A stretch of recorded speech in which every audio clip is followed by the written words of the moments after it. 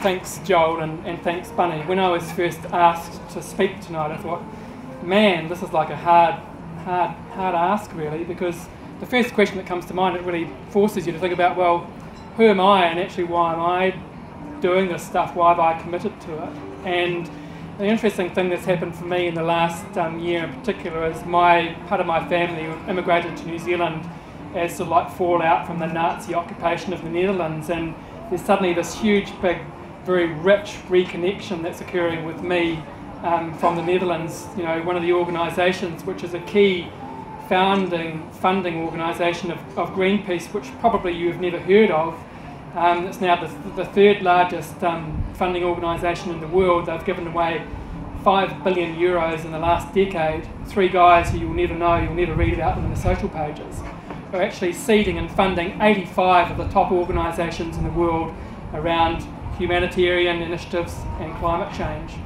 So for me to be here in this space actually connects me back to my family and you know, personal stories. So it's been an interesting exercise. I want to start by really thanking Greenpeace. It's really easy in things like events like this for us to gloss over and say, yeah, let's get into the heart of it. But I think that we have to acknowledge that over several decades, Greenpeace has been acting from a point of consciousness as an organisation, and the individuals who have made that commitment.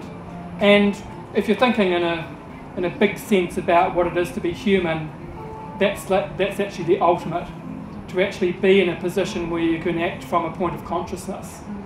And I think really when we talk about clean technology, sustainability, keeping New Zealand green and everything that, you know, follows, the key thing that we really all have to dig into is saying, actually, what's my consciousness? Where do I really come from? You know, what beach, you know, do I love? What tree do I love? What space do I love? Because that ultimately is actually what is the point of definition. So from that beginning, I started thinking about, well, okay, consciousness, you know, what sort of things start to connect and create a bit of a journey that I can speak about tonight.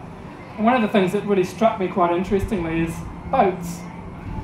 So obviously we're on the Rainbow Warrior, which is a metaphor for a story and a way of thinking and a questioning which is much, much larger than who we are as a collective group. It's actually carrying, you know, a world of thinking and challenge behind it. I then also think that in my life, one of the interesting things, a co-founder of one of my companies owns this lovely Scottish-built Milne. It was built in 1935 out of solid teak. It's a Scottish gentleman's motor yacht. So it's a bit like a floating gentleman's club in a way. And we use it as part of a device when we have people visit New Zealand. We go out onto the Sounds and take them. The interesting thing, and the thing that always gets people right here, is that actually one of the owners of this boat was a guy known as Lord Shawcross. So if you don't know who Lord Shawcross is, he actually was the British prosecutor at Nuremberg. So his contribution to jurisprudence was this principle of crimes against humanity that, in fact, in certain circumstances, even if you're given a direct order, your consciousness should override that order. So that's a boat that I have in my life. I then think about what boats have meant to New Zealand and Team New Zealand and, you know, the museum across there telling that history about exploration, challenging, you know, thinking, you know, concepts about what you can do with fiberglass and win the America's Cup, and how that event itself lifted New Zealand's consciousness, so that suddenly, you know, that gave us a buzz of positivity and, you know, stuff. That all of this makes sense. Then if you go back through history, you can talk about Noah's Ark. Well, what was Noah's Ark really about? Biodiversity. And I was looking recently, you know, I think the last couple of weeks, there's this guy who's actually replicated the Noah's Ark in the Netherlands, who's built this thing which is like I think 130 metres long or something, which he's worked out as only the Dutch could do to fit basically almost every animal on it, you know. Then more interesting in getting into the serious stuff is that Professor James Lovelock, who's like one of the leading thinkers globally in sustainability, you know, and actually saying, well, you know what, a bit like NASA's realisation, we're on a spaceship called Earth, it's a closed system, and that in fact everything has to work together. So James Lovelock has actually positioned New Zealand and called New Zealand a lifeboat. So, you know, the role that New Zealand has follows this theme in terms of our ability to speak as this vessel for these ideas. So within that big context of consciousness of boats, what do boats do? Boats journey. So where are we going to journey to? You know, what's the idea? And one of the interesting things that, you know, you always get asked about when you're in New York or whatever is, you know, on the last Lord of the Rings movie, I couldn't quite work out which part of the landscape was real and which part was digitally enhanced. And I could say, well, actually, you know what, that was the Buller River and I drove over it, you know, 2 weeks ago, sort of thing. That sort of like realisation about what, you know, how real New Zealand is something that a lot of countries can't even comprehend. So in terms of our journeying, you know, we need to think about what our journey is. You know, how can we speak in what we've done? If you look back through New Zealand history, you know, 1893, the female franchise for voting, you know, in the 40s, cradle to grave social welfare, then we have anti-nuclear, anti-apartheid. We've done it heaps of times. We've actually spoken much more, much larger or disproportionately as a country than, and made a global difference. And this is no different than that. The issues that the world are looking at are going to impact us. You can't say because we're in a, you know, a lifeboat floating around the South Pacific that these issues aren't going to impact us. For example, a third of the particulate pollution in San Francisco harbour is from Asia. So, you know, pollution goes up, gets into the jet stream, is distributed around. So our pollution's probably in San Francisco as well, and we've got theirs and whatever, you know. So we cannot think we're just going to look after ourselves, you know. Actually, everything is actually related. So in terms of this whole concept of actually where we're going to, and if you look back through New Zealand history, we've actually, you know, it's been very hard for us to participate in megatrends before. So by megatrends, I'm talking about things like, you know, the invention of the silicon chip, the invention of the personal computer, the invention of the internet. What we need to realise is the space sustainability that we're moving into now is a megatrend. And it's much more democratic than the internet because this touches everyone everywhere, whether you're in a developed country, an undeveloped country. You need energy, you need food, you need water, you know, you need to be able to grow your crops, you need to be able to give meaning to your life.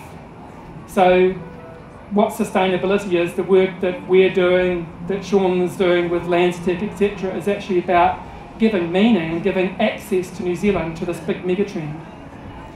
And just to give you some idea about the scale of it, recently the US have mandated to produce 1.6 million barrels of crude oil or fuel, renewable fuels per day.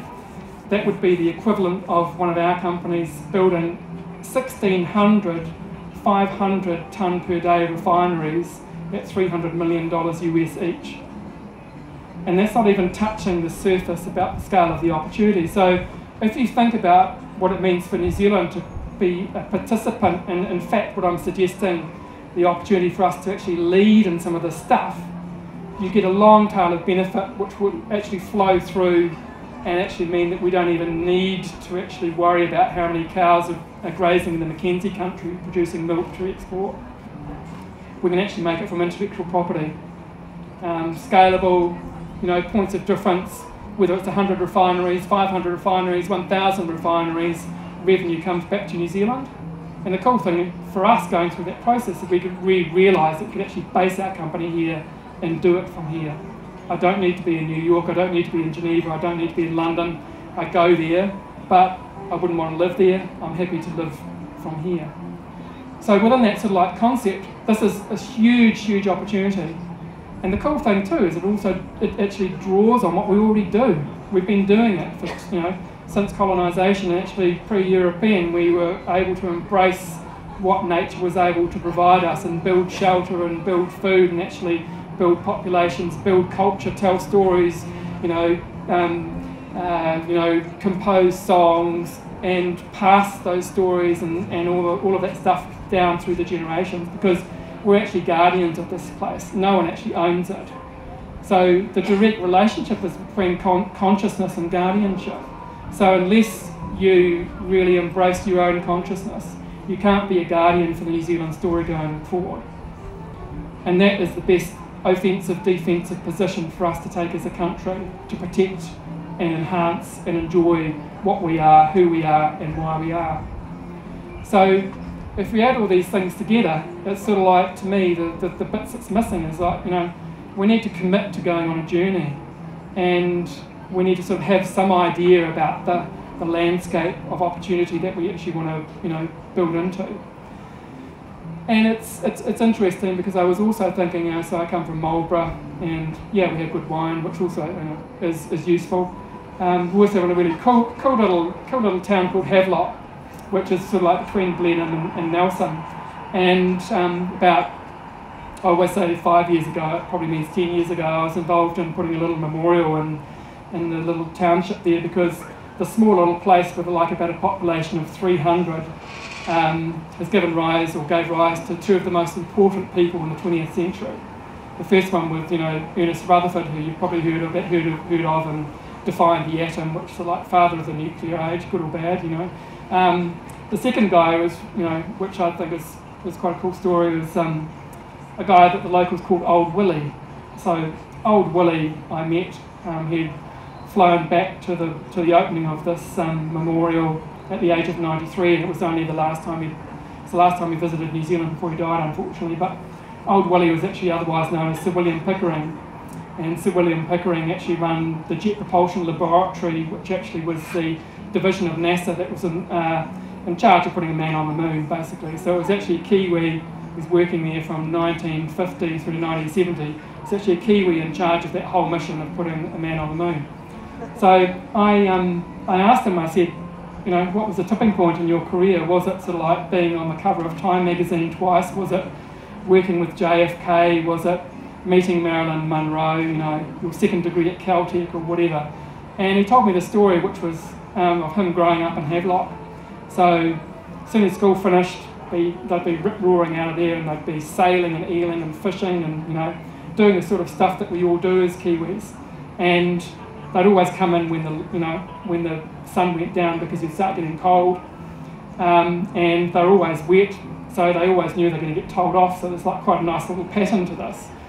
And this particular occasion was in June, so it's in winter, so no light pollution in Havelock, so the Milky Way was like, really down really low. And he said he was wet, he knew he was going to get told off, but rather than just rush inside, he stood on the lawn and looked up at the Milky Way, and he suddenly realised, if I'm here, Havelock, New Zealand, and I can see there, then I can be there.